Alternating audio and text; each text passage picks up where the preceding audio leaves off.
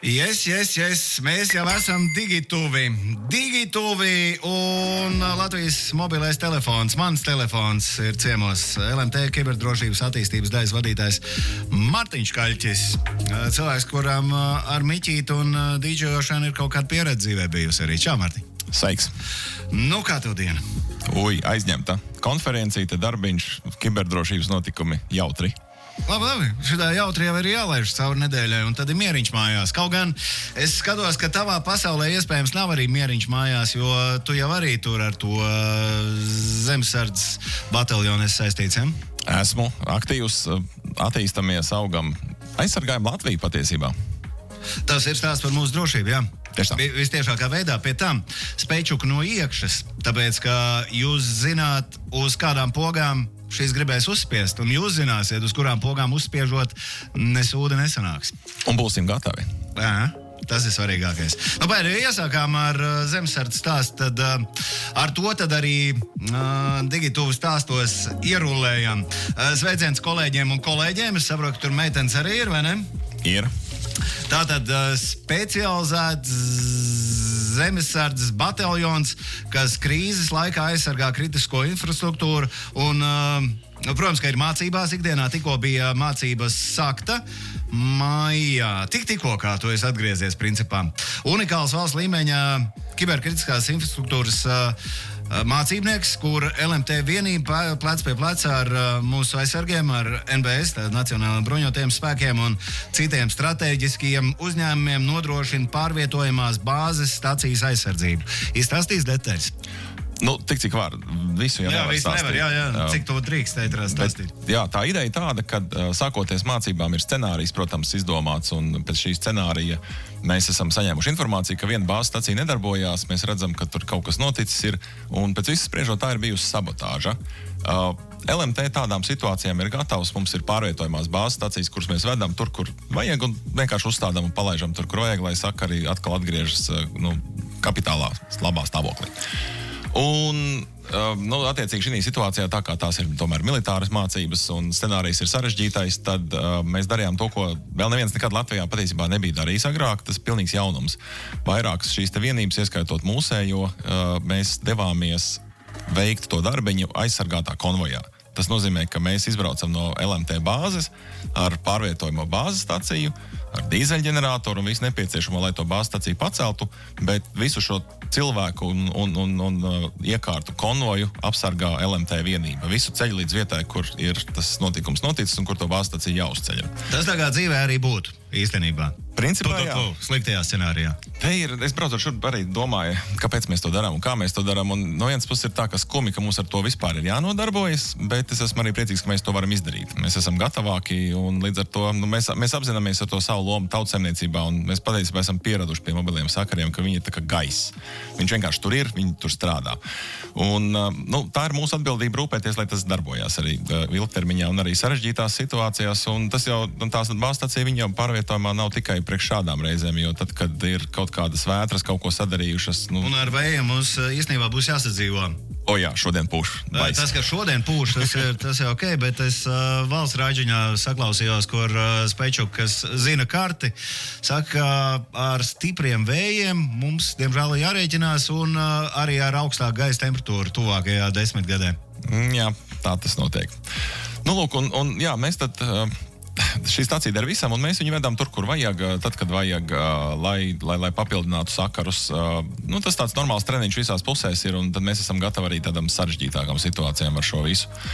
Un tad mācībās mēs aizbraucam, ierodamies, uzceļamies, paceļam to staciju, un tad mēs risinājam vēl vairākus papildus uzdevumus lokāli uz vietas, kur ir potenciāls kaut kādas draudu situācijas, potenciāls kaut kādas sabotāžas notiek, un mēs attiecīgi tās teritorijas tīram un aizsargājam un tā tālāk.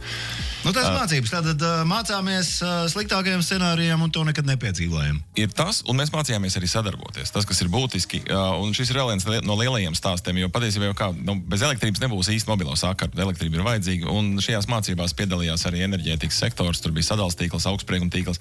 Viņi darīja savus uzdevumus, bet konceptuāli līdzīgus, un mēs beigās izveidojām nestandarta pagaidu pieslēgumu pie līnijas, kur viņš nekad agrāk nav bijis. Tur tika pieslēgta mūsu tā bāzes stacija klāta. Komandas darbs. Tieši tā. Sveiciens arī kolēģiem. Šodien par mītiem un realitātēm šajā pasaulē. No kiber uzbrukuma līdz parastam šakālim, kas kārtējo reizi ir noskatījis kaut ko vērtīgu vai nu tavā privātajā kontā vai tavā uzņēmumā. Un tad ir tāds maldīgs priekšstats, ka mazie jau tur var, kas mums aiztiks, mēs esam interesanti, kuram mums vajag.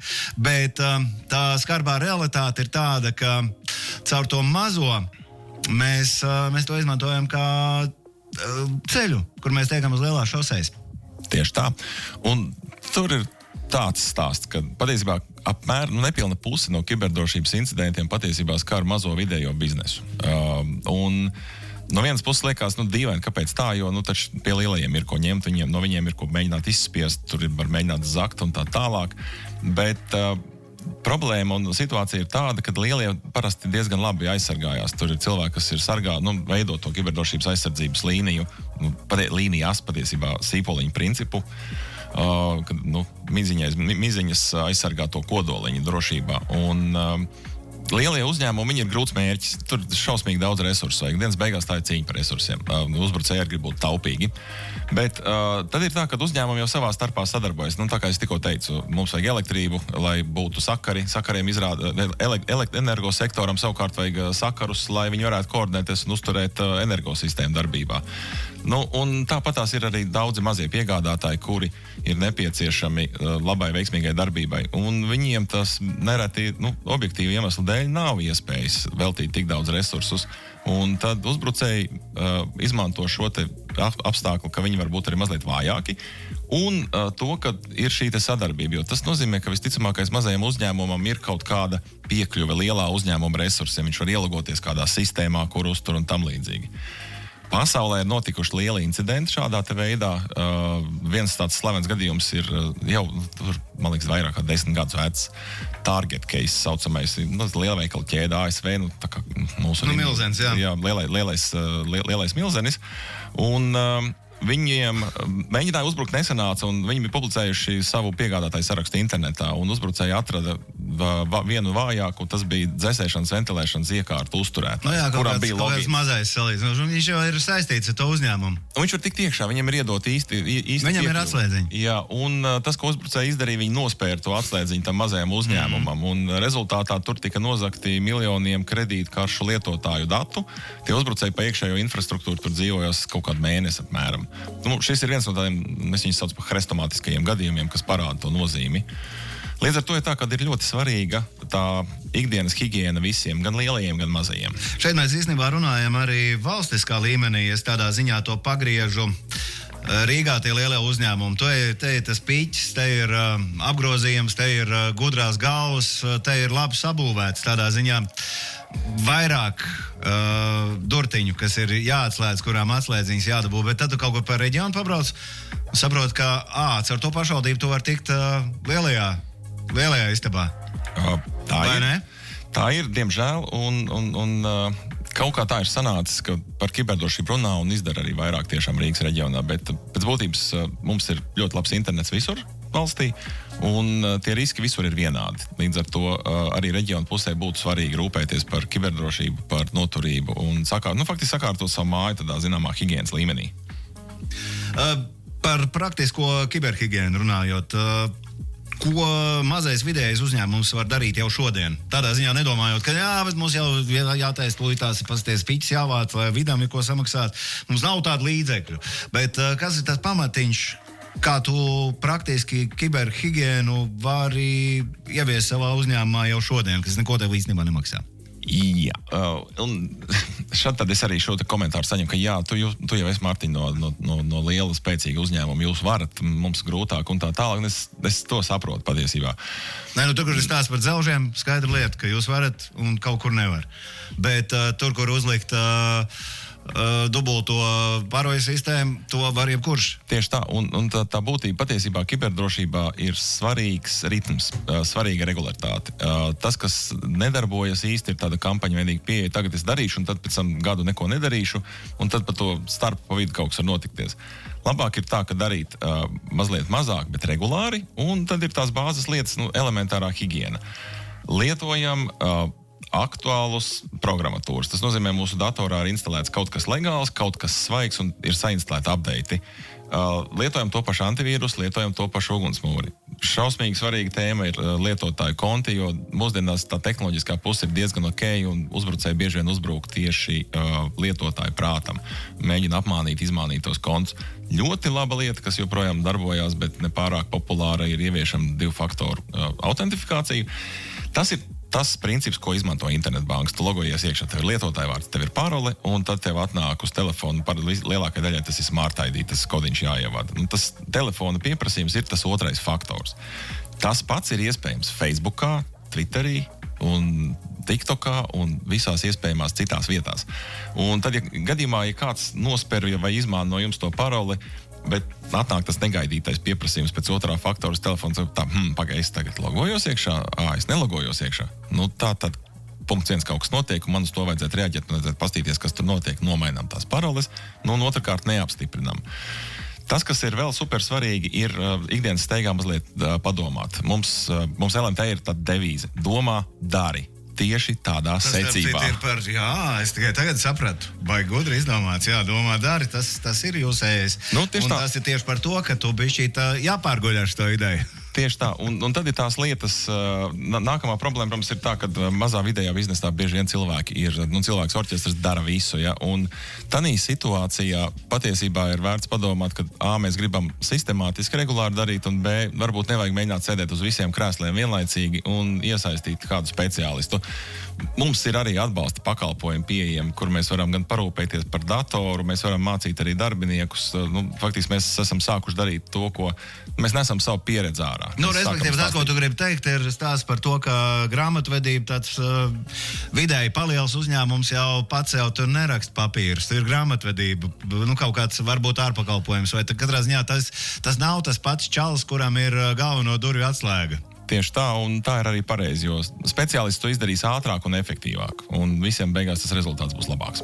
Jā, jo pirmais solis nav par dārgu sistēmu pirkšanu, bet gan par kiberdrošību.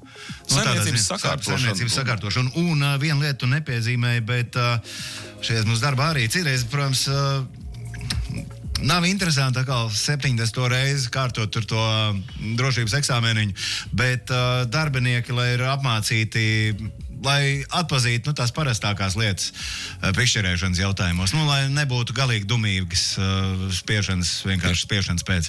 Tieši tā, un mēs arī varam palīdzēt nodrošināt to, tajā skaitā arī jaunu saturu. Patiesībā tieši tā arī tas mācībās, tā kā drillē, jo trešo gadu to vienu to pašu mums arī nepatīk, un tāpēc tas saturs jāmaina. Varam palīdzēt arī ar to, tieši tā. Jo tu atzīsti, ka liela daļa automātiski, man liekas, iemācās, ka tur ir trešā atbilde. Jā, un tad viņi iemācās, un tad tu sāc mainīt atbilžu secību, un tad viņi iemācās, kurā no tām atbildēm ir pareizā. Bet tas neattīsta zināšanas. Patiesībā ir tā, ka uzbrucēji taktikas mainās, un tāpēc ir jāmainās arī apmācības saturam, lai viņi būtu visu laiku aktuāli. Viņam īstenībā, ja tā pavisam godīgi, droši vien ik pa 3 mēnešiem būtu jāmainās. Reālajā pasaulē tas ātrums ir. Tieši tā. Bet, jā. Tādā ziņā forši tur tas čalīts Strazdiņš, kas met ārā tās parastās cilvēku lietas no sērijas. Tagad ir šitais aktuāls. Pirms kaut kādu laiku bija CSDD. Arī stāriņu klausītāji, tad, kad ir kaut kas baigi aktuāls, viņi, protams, ir daudz, un tad viņi sūta, kas tagad ir tas, ar ko mēģina uzmānīt. Bija CSDD, kur tev atsūta izziņā, it kā, ka tu esi noķerts fotoradaru pārkāpums, tev ir fiksēts. Un tad, zin kā, pie sarkanā stāvotu, ok, un tu uzspied uz to linku, un paldies. Tieši tā. Ar to jau ir paldies. Un te ir tas domā dari. Aizbrauc mājās, Tieši tā, ievelc izpūt, nekas nemainīsies pa to stundu, kamēr tu aizbrauks, un tev būs mirklis un vieta, kur padomāt loģiski un prātīgi. Elvis dara foršu lietu, starp citu, čau, Elvi. Čau. Viss tās, teiksim tā, jo vairāk mēs par to runājam, jo vairāk mēs attīstam šo tēmu, jo labāk, jo patiesībā tas mērķis ir nonākt pie, tā kā mēs mazgājam rociņas, un mums nesāp vēderiņš. Un tas pats ir vajadzīgs arī kiberdrošībā. Regularitāte, elementārās lietas, un mums nesāpēs kibervēderiņš. Uzņēmumam tās parastās lietas, te kāds no stāriņu klausītājiem kā reiz nāk ar to, ka mazajam jau nav tik viegli. Jā, bet mēs šajā gadījumā ne par dzelžiem, par to, ka tas pamatiņš uzlikt to dubulto aizsardzību kaut vai tai pašai mēlkastē, tas neko nemaksā. Tas ir vienreiz jāizdara, pēc tam jālieto. Tur ir elementārās lietas, kuras izdarot paliek jau būtiski labāk. Vienkārši viņas vajag sakārtot un viņas vajag mazliet piekopt, visu laiku pieskatīt. Ir vajadzīgs tas saimnieks tēmai. Tā, kodkarta ir labāk nekā Smart ID, raksta Jānis. Kodkartes ir vēl tādas kodkartes, ja? Šur tur ir redzētas organizācijas, kas viņas izmanto. Kodkartes noteikti ir labāk nekā nekas. Par to, vai labāk par Smart ID viedokļi atšķirās, jo Smart ID labums ir tas mainīgais kods, un koda karta tomēr viņu vienreiz izdrukāt, un ja kāds uz viņu dabū paskatīties, tad tā ir problēma. To kodu tā grūtāk noskatīties. Bet jebkurā gadījumā tas ir otrais faktors, un ir labāk, ka ir otrais faktors nekā nav, ja ir jāizvēlās. Par datu glabāšanu mēs vēl neiezīmējām stāstos. Viena lieta, ka tev ir pašam serveris, bet pilnīgi iespējams, ka drošāk un pareizāk būs turēt to pie, kā tu pats sev nosauc, par milzi. Tādā ziņā, ka tev tur salīdzinājumos teica, ka tu jau lielajā kompānijā strādā. Un jums ir tāds mākoņu pakalpojums, taču, ne? Mums ir pakalpojums, jā, mēs varam nodrošināt ar rezervas kopēšanu, un galvenais ir šī situācijā sasniegt divus mērķus. Viens, ka tā kopija karta eksistē, jo dators var avarēt, cietais disks var izbeigties, un var atnākt arī uzbrucēji un mēģināt viņu sašifrēt. Tie tā saucamie kripto ransomeri. Latvijā tādi notikumi notiek. Mēs kopā ar vienu organizāciju taisam, es nezinu, vai es drīkst teikt. Drīkst. Ok, mēs kopā ar Edits taisam, piedalāmies kiberdrošības Kickstart pasākumos, un tur mēs esam novērojuši, ka ir organizācijas, kuras par kiber izspiedējiem dzird pirmo reizi, un tad nereti auditorijā ir kāds 1-2 uzņēmumu pārstāvji, kur klusiņām saka, jā, mums arī bija. Un tad parasti tajos uzņēmumos viss ir riktīgi labi sakārtots, viņi jau zina, bet diemžēl viņi ir mācījušies no savām kļūdām. Mans aicinājums ir mācīties no citu kļūdām laicīgi, tā ir vieglāk un vienkāršāk. Un tad, noliekot rezervas kopiju mākonī, tas, ko mēs izdarām, ir otra lieta, ir, ka šī rezervas kopija ir atsaistīta no fiziskās vietas, jo nedod Dievs ar to telpu, kurā tas servers atrodas, kaut kas notiek, bet rezervas kopija ir blakus serverī. Un tur, pasaka Dievs ugunsgrēks, sadeg viss. Tādēļ tas rezervas kopijas nolikšana mākonī nodrošina to, ka mums ir offline rezervas kopija vai online rezervas kopija, bet viņa ir attālināta. Tas tā kā galvenais mērķis. Uzņēmumu sakarā es atzīšos savu iekšējo sajūtu. Uzņēmumu sakarā mums ir lielu uzņēmēji, gudras galvas, ir dzelži, viss mums ir, bet valstiskā līmenī iespējams, ka mums ir kaut kādi melnie punkti. Vai arī es maldos. Tādā ziņā bija tas pašvaldību un ZZS dats case. Tādā ziņā ir kaut kādas lietas, kas mums ir tādas, ka tur jebkuram uzņēmumam ir skaidrs, ka tam ir jābūt sakārtotam, bet mums ir tāds gar jau sajies. Un tas, man liekas, ka valstiskā līmenī nedrīkst būt. Es baigi certu uz jauno valdību, uz veco nevarēju paļauties. Par valdībām nekomentēšu. Es tiešām reāli nesakoju līdz politikai, tik ļoti nepietiek laika, jo kiberdrošība aizraujoši daudz rada. Bet kopumā, jā, mums ir... No vienas puses ir kaut kādi notikumi bijuši, bet ja mēs salīdzinām riņķi apkārt starp Baltijas valstīm un arī tālāk, patiesībā Latvijā nav baigi daudz, praktiski gandrīz nemaz šādu lielāku notikumu. Riņķi apkārt ir krietni vairāk. Mums ir mazie notikumi, daudz certs statistika šauja visu laiku uz augšu. Tur katrs nākamais kvartāls rāda ar vien lielāku intensitāti, bet no otras puses mēs par to runājam, mēs ar to strādājam un mēs to saucam par trešdienu. Šodien par ceturtdienu. Jā, tādā ziņā dienas mēs arī nejaucam, jā? Tas ir retorisks teiciens. Bet principā mums ir joprojām jāstrādā, mums ir par šo jārūpējās, atslābt nevar, mēs esam karstā vietā. Jā, es tieši par to, ka tu teici, ka tagad iepriekš skatoties kaimiņiem ir bijis sliktāk, respektīvi mums tā situācija nav slikta, bet mēs esam tajā vietā, kur mēs esam kartē, un IT drošība saka arī elektrība, tas biznesa pats pamatiņš, jebkurā liels mazs uzņēmums vienalga. Tas pamats. Tā ir. Mēs jau tikko parunājām iepriekš par to, ka mums pašiem elektrība vajag, un patiesībā ir tā, ka manā pasaulē, es salikšu šo schēmu kaut kad galvā kopā tā, ka ja ir elektrība, ja ir sakari un ja eksistē iespēja finanšu transakcijas veikt, norēķināties organizācijas starpā, teiksim tā, tautsēmniecība sāk kustēties. Paņemam kādu no šiem servisiem nost, paliek ļoti, ļoti slikti, ļoti ātri. Bet, visi strādā. Mēs tikko runājām par mācībām, vēl kaut ko. Visi strādā, lai nepaliktu slikti. Un tā pieredze un mērījumi par lielajiem notikumiem rāda, ka mums arī sanāk. Kopumā mums sanāk. Kā vienmēr Digituvi izskaņā, tad, kad LMT ir ciemos pie manis, mēs iedodam cilvēkiem pastīties bišķi televizoru. LMT viedu televīzijas abonents. Pilns komplekts uz 6 mēnešiem bez maksas. Pie tam LMT viedu televīzija atšķirībā no daudzām citām televīzijām. Ir televīzija, kur ir baigi daudz oriģinālu saturu, ko nevar dabūt nekur citur. Jā? Ir, skatos. Skaidra lieta, ka skaties. Kā darbiniekam 100 punkti arī kaut kādas labas lietas, bet tu nevari konkursā piedalīties. Tādā ziņā ir kaut kāds mīnusiņš arī. Tā, tev ir jautājums arī? Jā, man ir jautājums. Iedos? Kāpēc hakeri saviem uzņēmumiem aizvien biežāk izvēlas, nepareizi sapinos? Labi, sācam, jā. Dublis numur 2. Kāpēc hakeri saviem uzbrukumiem aizvien biežāk izvēlas tieši mazos uzņēmumus, nevis uzbruk lielajām korporācijām? Mēs par to runājām. Kāpēc? Kāpēc par to? Tā pareizo atbildi man vajag WhatsAppā stāriņš. WhatsApps 2844774. Šis būs uzmanības tests. Tas ir uzmanības tests. Jā. Kāpēc hakeri saviem uzbrukumiem arvien biežāk izvēlas tieši mazos uzņēmumus, nevis uzbruk lielajām korporācijām, kur, protams, ka būtu vieglāk uzreiz tikt pie lielā piķa. Vieglāk tikt pie milžiem. Šo atbildes ieskaitu, un tā ir arī pirmā. Sīpoliņš, man nāk arī atbilde. Jā, lielākā daļa ir uzmanīgi klausījusies, bet pirmā pareizā atbilde ir sveiciens no 29999. Dīdzi, čau, tu esi nopelnījis LMT vietu televīzijas abonentu pilnu komplektu uz 6 mēnešiem, par to vispār nekas tev nebūs jāmaksā. Kur nav jālos galvu. Juhu, apsveicu! Juhu! Paldies, ka atnāc ciemos. Sveiciens vēlreiz savējiem zemesardzes vienībām. Jūs esat labākie, paldies! Skaidra lieta, ka labākie.